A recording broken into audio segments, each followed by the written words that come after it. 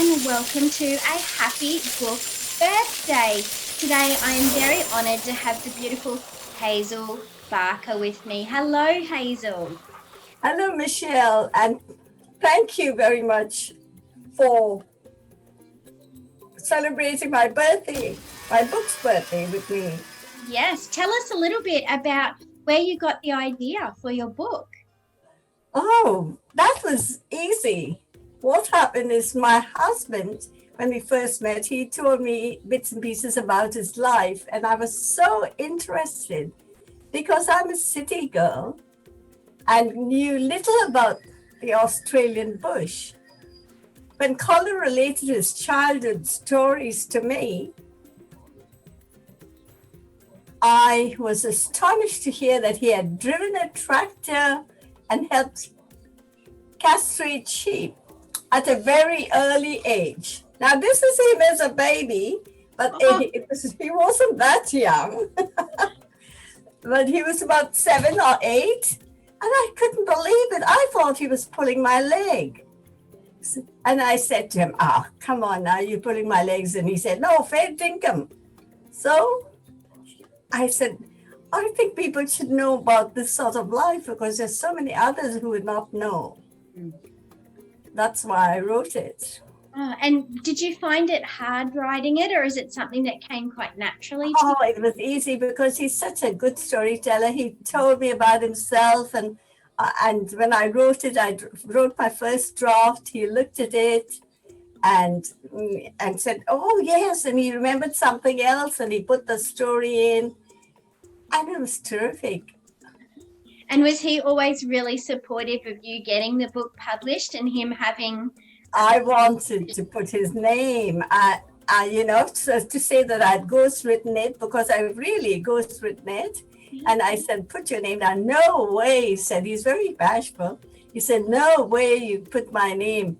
The condition is that you put your name. So I naturally wrote his, and it was so wonderful. When I finished it, the draft, he looked at it to make sure that everything was correct. Yes.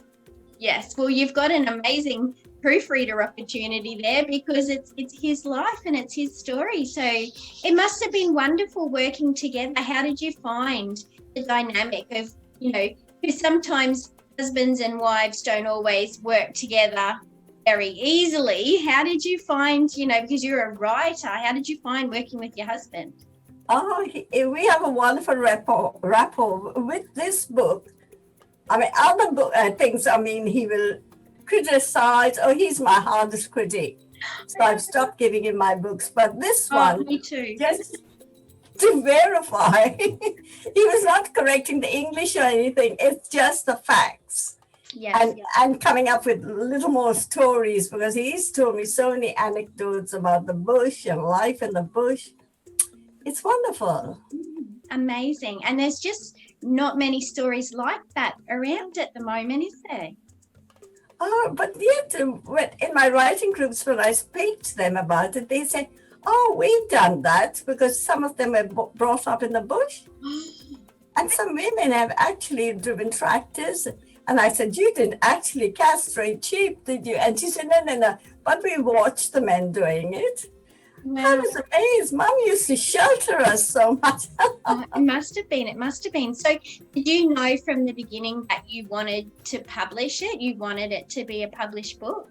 Yes, I did, because ever since I was a child, about 8 years old, it was during the war, I read Little Women, and I read it over and over again, and I wanted to be like Jo March. And I said, I'd like to write about my family too. So I did write, but I kept it back.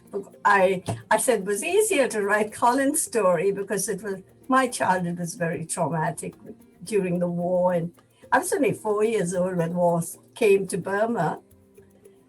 And I cried and cried in writing my memoirs, but this one, it was so enjoyable writing his story. I got to know him so well, all his little secrets, and it was exciting. That's beautiful. It sounds like it's really, taking your relationship to the next level, because you're such a beautiful memoir writer anyway. It must have been really interesting for him to see his life in print. Yes, I think so. In fact, he took me to Portland because that's where, not that he was born in England, but they left England and came to live in Portland when he was 2. And he grew up there in the country, and he took me back when the book was published. He took me to Portland, and I did a book launch there. I was interviewed by a journalist. It was a terrific time, and all his old friends came to the launch. It was marvelous to meet all his old friends that he spoke about. Oh, wonderful. And what do you think is the best part of what you do as a memoir writer? Because you've written your memoir, now you've written your husband's memoir. What is it about that genre that just really, I guess, buys your imagination, and that's something that you really want to share? Oh, it was also therapeutic. Because, as I mentioned, I had a difficult childhood at the beginning, not only because of the war, but my father was, drunk and things like that. And he used to beat mom up and beat us up too, kept us very strictly. And so it was good to get it out of the system. It was very therapeutic. I loved writing about it. I cried and cried over many parts, but then I relived all the happy times. It was so good, like going through the happy times. And when you go through the sad times, you're relieving yourself of all the tension. So that's what I think memoirs are very good. And you learn. When I was writing my memoir, I learned, oh, yes, this is my feeling. You look at your past and you say, oh, you shouldn't have done that. And so I learned. I grew in, spiritually, I grew. And it was a good learning lesson for me in every way. And it brought me a lot of satisfaction, of course. Absolutely, absolutely. So what was the name of your memoir? My memoir is, they're over here. Can you see them? Yes, I can. Yeah. Heaven Tempers the Wind is the first one. That is myself during World War World War II, when I was 4, and up to the time when at the end of the war, and then Civil War broke out. And that is book 2, The Sides of Heaven. And that is my life in Burma during the Civil War up till the time I came to Australia and met Colin. And then, of course, Count Your Blessings. This continues from his life up to the time he meets me. So it just follows one after the other. And you know that book 1 and book 2 of my memoirs have actually been finalists, 1 of 3 finalists in the Calip competition. And I was 1 of 3 finalists, both in book 1 and book 2. So I'm trying with book 3. Absolutely, the natural progression. It has to be good. It has to live up to its expectations now. Absolutely. So, what's next for you? What do you think will be your next project that you're going to work on? Well, I've already started my book 3. And I have actually written historical novels too. So I'm writing 1 more historical novel. It's The Soprano, about an Australian singer who wanted to be singing La Scala. She wanted to be famous because she had a beautiful voice. When she was only very young, I think only about 4, for Christmas, she was put up in the choir loft and made to sing, for Silent Night, all on her own. And they had to put her up on a stool to sing. And I thought that was a wonderful story. I'd love to write about that. So there are 2 more books in the line. Amazing.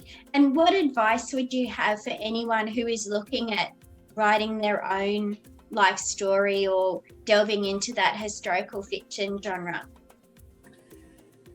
Well, for aspiring writers, I know you have a lot of authors and illustrators, but for them, I can only advise them to hone their skills.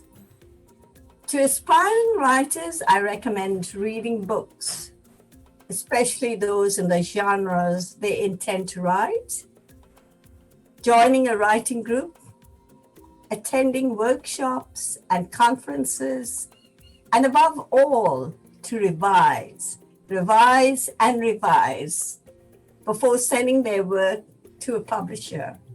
Because I've learned from my mistake. I was so eager, thinking I was a teacher, English teacher, and I can write. But it's not so. Writing for people is quite different than writing a book to make it appeal to them, to show, don't tell, all these little tricks that you have to learn from workshops, like the workshops you run, Michelle. It is wonderful. I'm sure it helps a lot of people.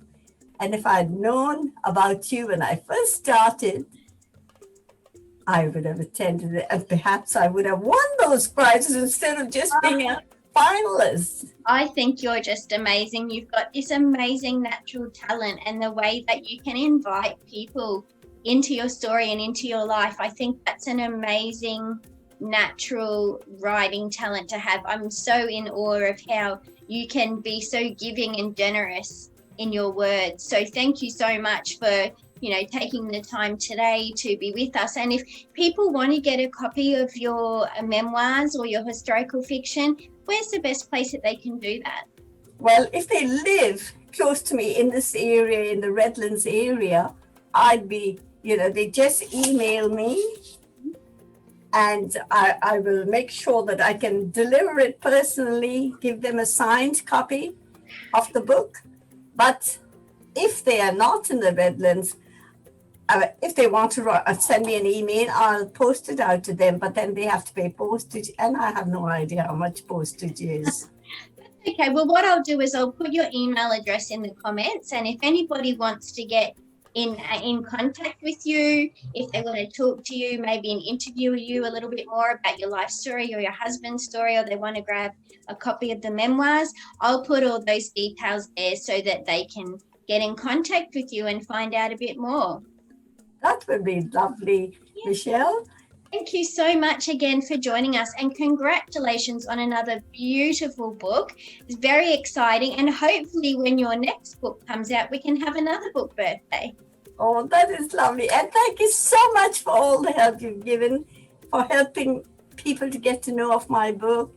And if there's anything I can do for you, do let me know. I shall certainly tell my friends about you. And as I said, you will be inundated. That's fine. Happy to do it. So once again, thank you so much, and congratulations on your book birthday.